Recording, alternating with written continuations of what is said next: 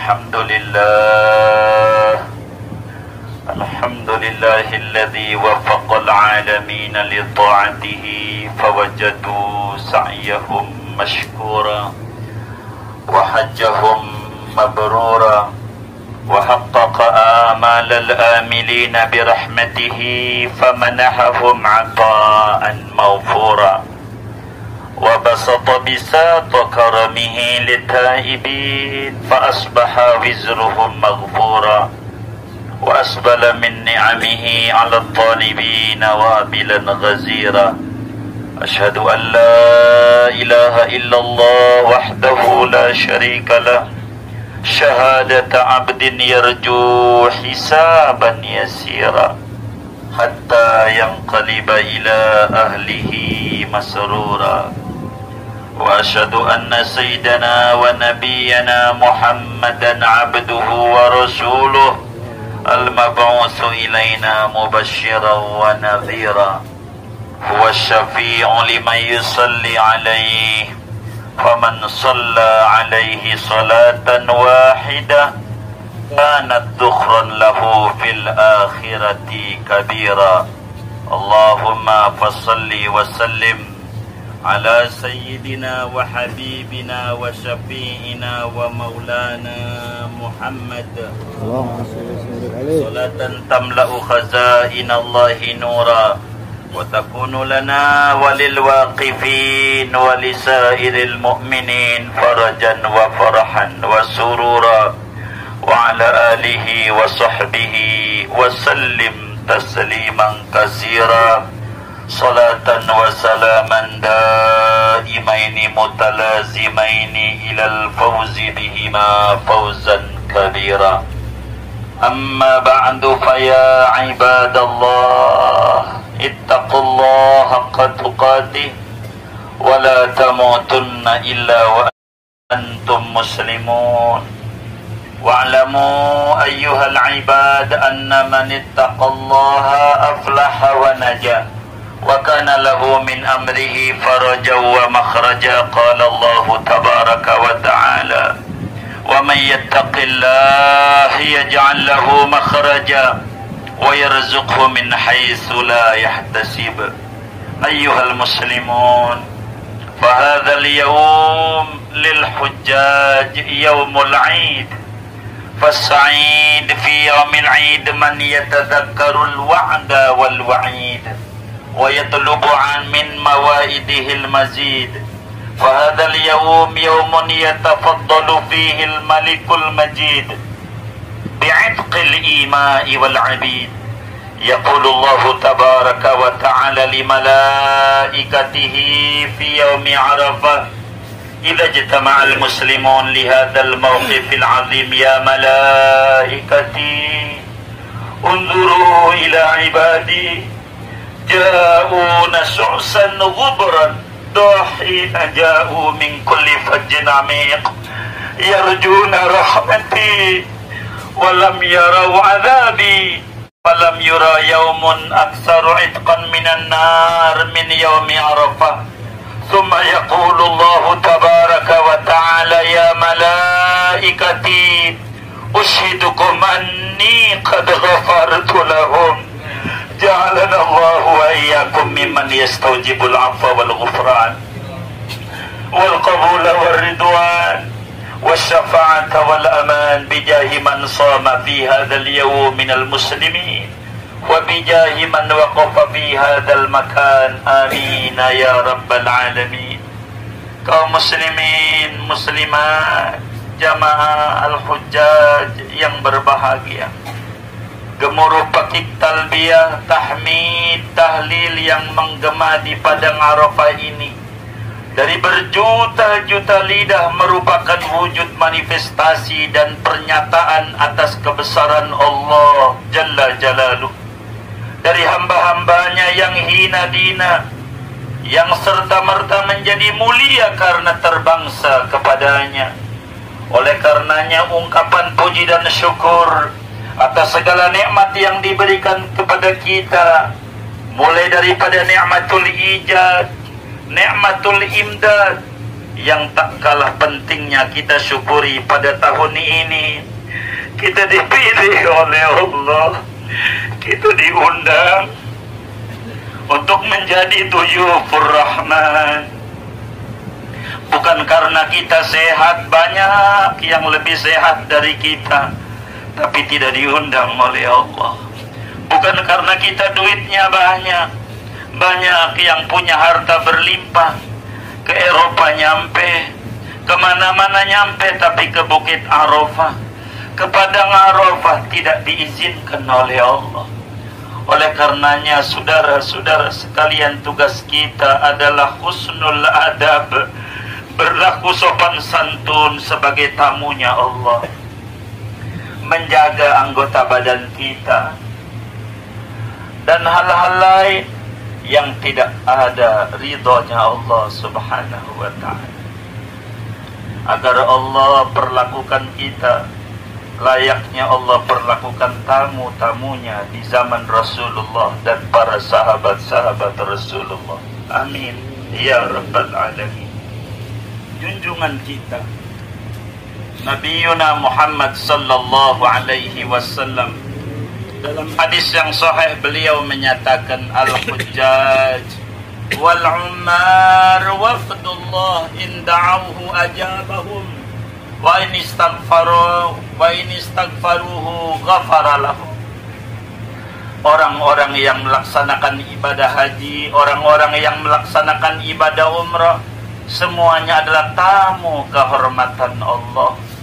Kalau mereka berdoa, Allah ijabah apapun yang mereka minta. Kalau mereka meminta ampunan, Allah ampuni sebanyak apapun dosa dan kesalahan mereka. Saudara-saudara sekalian yang mulia, dulu Habibuna Muhammad sallallahu alaihi wasallam yang kita bisa wukuf ini karena adalah di antara ajaran-ajaran yang dari dulu dan disyariatkan juga kepada Nabi besar Muhammad. Dulu di hari yang sama seperti ini, di bumi yang sama seperti ini, 14 abad yang lalu, Nabi ketika masuki zuhur, Nabi berkhutbah. Setelah rapi khutbah, Nabi kemudian adzan menyuruh Bilal. Di saat menjelang asar, Rasulullah begitu banyak mengadu kepada Allah subhanahu wa ta'ala. Dijelaskan di dalam kitab-kitab hadis yang sahih. Al-Imamul Bukhari, Al-Imam Muslim riwayatkan di dalam kitab sahihnya, Rasulullah meminta kepada agar seluruh yang wukuf di Arafah ini, di saat itu dosanya diampuni oleh Allah subhanahu wa ta'ala. Saat Nabi minta, fastujibalah ma'adal mazalim, maka kemudian dapatlah jawaban dari Allah subhanahu wa ta'ala. Malaikat Jibril menghampiri Rasulullah sallallahu alaihi wasallam, ayyuhal akhbar. Malaikat Jibril menyampaikan, inna salam yuqri'ukas salam ya habibas salam. Wahai Rasulullah, Allah kirim salam kepadamu, bahwa semua yang wukuf di Arafah, maukah dia yang zikir ataukah dia yang tidur-tiduran, maka semua itu diampuni dosanya oleh Allah subhanahu wa ta'ala, kecuali pezaliman-pezaliman, kecuali dia melanggar hukukul adami, kecuali hak-hak daripada hamba-hamba Allah. Ketika orang itu dulunya mengambil barang orang, ketika orang itu dulunya mengambil buah-buahan mangga orang, maka itulah kata Allah subhanahu wa ta'ala, fa inni akhidun lil madlum minadzalim. Wahai Nabi Muhammad, kalau itu saya sulit untuk mengampuninya. Bila kesalahan sesama hak manusia, maka wahai Nabi Muhammad, maka tetap akan aku tuntut itu orang yang zalim, dan akan kuberikan hak-hak orang yang teraniaya nantinya di hari kiamat. Ayyuhal akhbar, di dalam hadis yang diriwayatkan oleh Imamul Baihaqi di dalam kitab sunannya, Abu Dawud juga di dalam kitab sunannya, maka ketika malam hari di Muzdalifah, Muzdalifah itu makanul izdilaf wal qurbah ilallah subhanahu wa ta'ala. Nanti malam kita akan digiring juga dibawa menuju Muzdalifah dan dipimpin oleh Tuan Guru kita Kiai Haji Fizawawi. Saudara sekalian, maka Rasulullah sallallahu alaihi wasallam menangis kembali kepada Allah, merintih. Kata Nabi di antara doa yang Nabi sampaikan di Muzdalifah, ya Rabb, in syi'ta an tudkhilal madlumal jannata wa afauta lidzalim. Ya Allah, kami yakin Engkau Tuhan Maha Pengampun. Kami mohon saat ini di Muzdalifah, ya Allah, saking sayangnya Rasulullah kepada umatnya, saking cintanya Rasulullah kepada kita, saudara. Maka kata Nabi, ya Allah, kalau bolehlah saya mohon, yang didolimi di dunia, barangnya pernah diambil oleh orang, jika mereka memaafkan, tolong masukkan ke surga. Yang didolimin itu, ya Rabb, kami mohon balas dia dengan surgamu. Dan yang berbuat zalim di dunia dengan hukukul adami, ya Allah, kami mohon maafkan kesalahannya. Maka kemudian fanazal aminus sama, aminul wahyi fis sama ila aminil wahyi fil ardi. Tidak lama lagi Bapak Ibu Saudara, Malaikat Jibril datang lagi di Muzdalifah kepada Rasulullah sallallahu alaihi wa alihi wasallam, menyampaikan, ya Rasulullah, inna salam yuqri'uka salam. Wahai Nabi Muhammad, Allah kirim salam kepada, bahwa Allah subhanahu wa ta'ala ampuni semua orang yang wukuf di Arafah, yang punya kezaliman hatta tabi'at, sampai dosa-dosa hukukul adami, yang dulu pernah menggampar orang tanpa ada sabab yang benar, yang dulu pernah mendolimi orang, menendang orang dan memaki orang tanpa ada hak. Maka kata malaikat Jibril, Allah ampuni seluruhnya. Maka hadirin sekalian, saat itu Rasulullah sallallahu alaihi wasallam, fadhika Rasulullah ma dhahika min qablu qattu. Rasulullah tersenyum nyengir saat itu, saudara, yang belum pernah Rasulullah tersenyum seperti itu. Abu Bakar dan Umar saat itu yang memandang Rasulullah, tidak pernah melihat Nabi nyengir kayak begitu, saudara. Lalu bertanya, ya Rasulullah. Begitu Sayyidina Umar bertanya, ya Rasulullah, ma yudhikuk, apa yang membuat engkau tertawa wahai Rasulullah? Apa yang membuat engkau tersenyum wahai Rasulullah? Kata Nabi, saya lihat setan iblis yaqulu bil waili was subur, dia mengata celaka, celaka, celaka.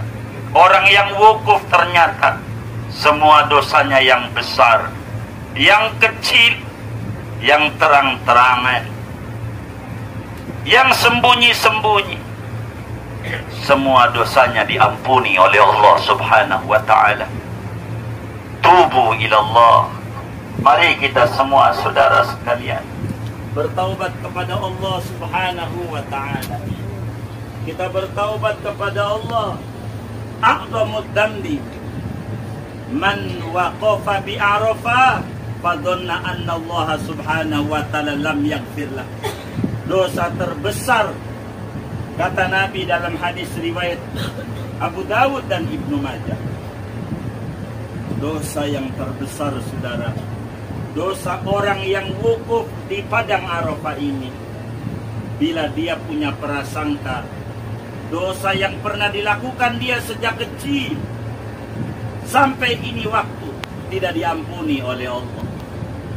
A'zamud dambi dambu man waqafa bi Arafah wa dhanna annahu subhanahu wa ta'ala lam yaghfir.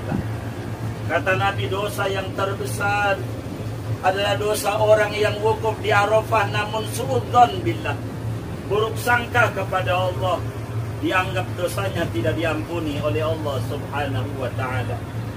Saudara-saudara sekalian yang mulia, kemudian di hari raya Idul Adha setelah wukuf di Arafah, setelah mabit di Muzdalifah malamnya ba'dal wukuf, maka kemudian pagi-pagi Nabi lontar jamrah Aqabah, lalu kemudian cukur Nabi, lalu menuju Makkah, menuju Masjidil Haram untuk tawaf ifadah.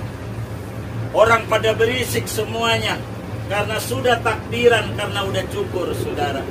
Berganti kalimatut talbiyahnya dengan kalimatut takbir yaumil Id. Maka Rasulullah bilang kepada Sayyidina Bilal, ya Bilal, ansit liyan nas.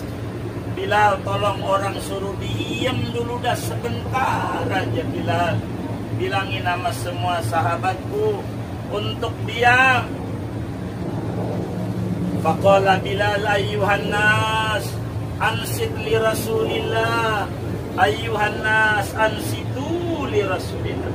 Saudara-saudaraku, tolong diam semuanya. Rasulullah mau bicara untuk kita semuanya. Rasulullah mau bilang sama kita, tolong kita dengar dan simak baik-baik. Begitulah kata Sayyidina Bilal. Fanasatan nas, maka orang saat itu pada diam semuanya, hadirin. Duduk.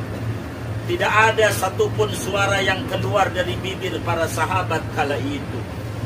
Maka Rasulullah SAW menyatakan, Inna Allah subhanahu wa ta'ala yaghfiru li ahlil mawqifi jami'a sallu alal hadith. Kata Nabi, wahai sahabat-sahabatku, semua yang wukuf di padang Arafah, dosanya diampuni oleh Allah subhanahu wa ta'ala. Amin. Allahumma amin. Sahabat pada mengucap amin kala itu. Sayyidina Umar bin Khattab, karena punya kecerdasan yang sangat tinggi, hadirin, beliau pikir, ini untuk kita doangkah ataukah untuk nanti umatnya? Karena Nabi bilang li ahlil mauqif, yang wukuf kala itu adalah para sahabat pada haji wada, hadirin.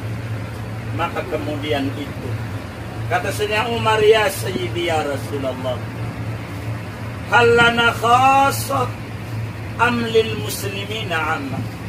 Ya Rasul, yang wukuf di padang Arafah yang dosanya diampuni itu semua dosanya untuk kita para sahabat muka yang bareng dengan kau, ataukah untuk kaum muslimin dari berbagai penjuru dunia yang wukuf di padang Arafah juga? Maka Habibuna Muhammad sallallahu alaihi wasallam menjawab, yaghfirullahu lakum wa liman amila amalakum ba'dakum ila yaumil qiyamah. Kata Nabi, saudara, Allah ampuni dosa kalian wahai sahabatku, dan siapapun kaum muslimin yang wukuf di padang Arafah itu sampai hari kiamat. Allah maghfir lana dunubana. Semoga Allah subhanahu wa ta'ala ampuni kita punya dosa, saudara.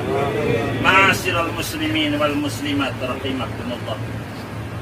Sebelum mengakhiri khutbah awal wukuf ini, mari kita dengar bersama dengan hati yang khusyuk petikan khutbahnya Rasulullah saat itu. Ketika haji wada, beliau berkhutbah di padang ini di hadapan para kaum muslimin dari sahabat-sahabatnya waktu itu, dan juga tentu ditujukan untuk kita sebagai umatnya. Kata Rasulullah, ayyuhan nas, isma'u qawli, fa inni la adri la'alli la alqakum ba'da 'ami hadha bihadzal mawqifi abada.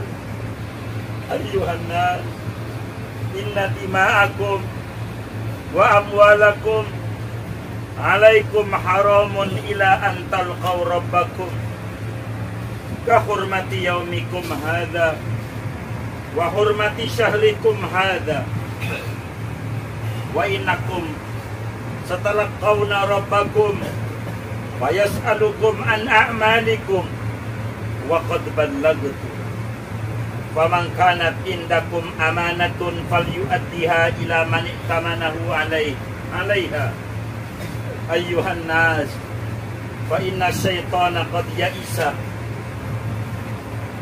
min an ya'buda bi ardikum hadhihi abada walakinnahu in yuti' fi ma siwa dhalik faqad radiya bihi mimma tahqiruna min a'malikum faqdaruhu ala dinikum ayyuhan nas isma'u qawli waqilu ta'lamuna anna kulla muslimin akhun lil muslim wa anna al muslimina ikhwatun fala yahillu limri'in min akhihi illa ma'atahu an tibi nafsin min fala tadlimuna anfusakum waqilu ayyuhan nas qawli wa qad taraktu fikum ma in i'tasamtum bihi falan tadillu abada amran bayyinan kitab Allah wa sunnata nabiyyi sadaqa Rasulullah sallallahu alaihi wa alihi wasallam.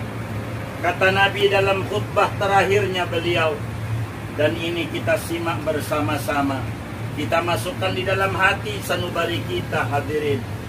Pesan Rasulullah saat haji wadaknya beliau, dan ini menjadi pelajaran yang harus kita bawa dari saat ini sampai hari-hari kita ke depan. Kata Nabi, wahai sekalian umat manusia, dengarkan sabdaku, maka sesungguhnya aku tidak tahu, jangan-jangan sesudah tahun ini dari bumi wukuf ini saya tidak bertemu lagi dengan kalian umatku. Jangan-jangan ini terakhirku ada di atas buminya Allah ini.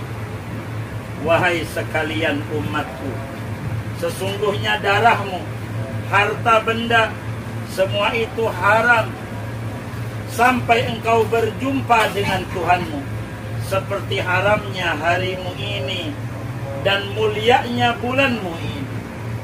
Kita tidak boleh mencolek orang lain, hatta non-muslim, apalagi saudara seagama, apalagi saudara sebangsa setanah air. Jangan saling menfitnah satu sama lain. Kita tidak boleh mengambil harta tanpa hak. Sesungguhnya harta terlindungi.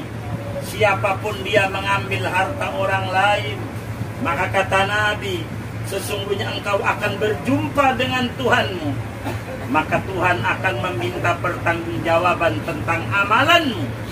Dan sungguh aku telah sampaikan detik ini tentang hak-hak asasi manusia, hak-hak harta benda, hak-hak jiwa, hak agama dan segalanya. Maka siapa orang yang dititipi amanat, apakah bentuknya jabatan, apakah bentuknya adalah jurnalisme, apakah bentuknya ilmu, segalanya, fal yu'addiha ila man tamanahu 'alaiha, tunaikan amanat itu. Bila kita jadi hakim, maka putuskanlah dengan adil. Bila kita jadi polisi, jadi jaksa, maka berikanlah keadilan kepada orang yang mengadu dan meminta keadilan. Bila kita menjadi jurnalis, sampaikan berita yang benar, yang mengandung unsur pendidikan. Bila kita sebagai guru, saudara, maka sampaikan ilmu dengan penuh pendidikan, bukan sebatas pengajaran, mentransfer ilmu tanpa memberikan pendidikan. Bila kita sebagai orang tua, didiklah anak-anak kita dengan benar, karena itu amanat surga nerakanya ada di kaki anak-anak kita semuanya dan tangan mereka. Bila kita sebagai anak, saudara, ada amanat kepada orang tua kita, begitu seterusnya Rasulullah sampaikan. Maka kemudian Nabi bilang, wahai umatku, sesungguhnya syaitan telah berputus asa bahwa dia disembah di bumi ini selamanya. Akan tetapi siapa yang mematuhi pada selain yang demikian itu, maka sungguh dia ridho dari apa yang kau hinakan daripada amal-amalmu. Maka jauhilah. Wahai manusia, dengarkan sabdaku ini, Jangan-jangan umurku tahun depan aku tidak bisa wukuf lagi di padang Arafah ini. Ketahuilah bahwa seorang muslim saudara bagi muslim yang lain, apapun bangsanya, apapun ras dan golongannya, apapun warna kulitnya, semuanya saudara.